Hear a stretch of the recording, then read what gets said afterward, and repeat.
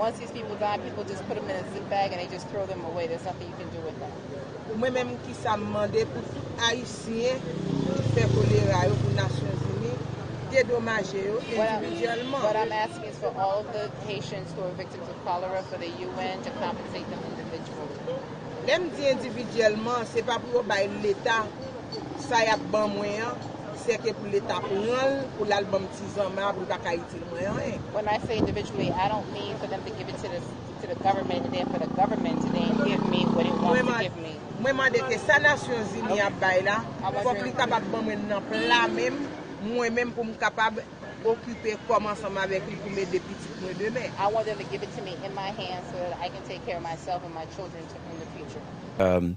In Haiti, as the Security Council made its trip, various people approached the press that was part of the trip and said very clearly that they interpreted what Amina Mohammed and Mr. Guterres had said as a retrenchment, as a stepping back from the idea of possible individual reparations, that was in the November report by then Secretary General Ban Ki-moon. And they said one gentleman, 57 years old, who has had cholera and his spouse died, said, community projects are useless to me, do nothing for me. And I guess I just wanted to understand more clearly. I was left, Farhan ended up saying that there's still some consideration of individual.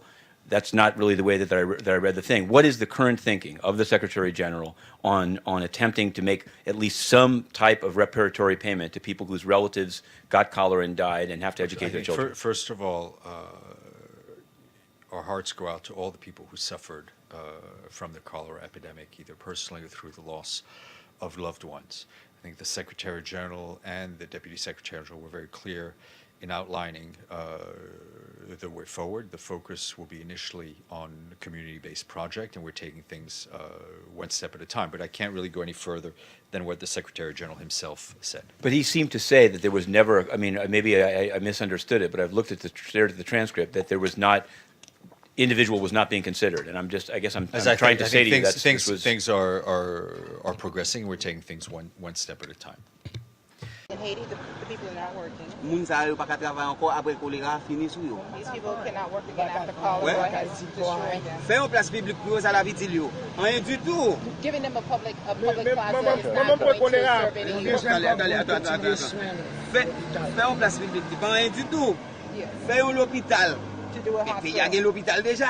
The country already has hospitals. Fais une école. Est-ce que ça va? Build a school. Is that going to serve Du them? tout. Ça a été gagné choléra fini économiquement. What they had when they had cholera is all gone. Economy, they don't have any finance. We're in the UN briefing room, where the spokesman Dujarric refuses to answer basic questions about prosecution of bribery, redeployment of rapists, silence on protests. The UN must be repaired. And this individual speaking here is the one that threw the press that asked the questions that you've just seen out of the briefing room and out of the UN, putting an Egyptian state media, circus-like, that's never asked a question, in the place, so that inner city press requires minders. To cover the General Assembly right now can't do it without a minder. It must change, and we will pursue it.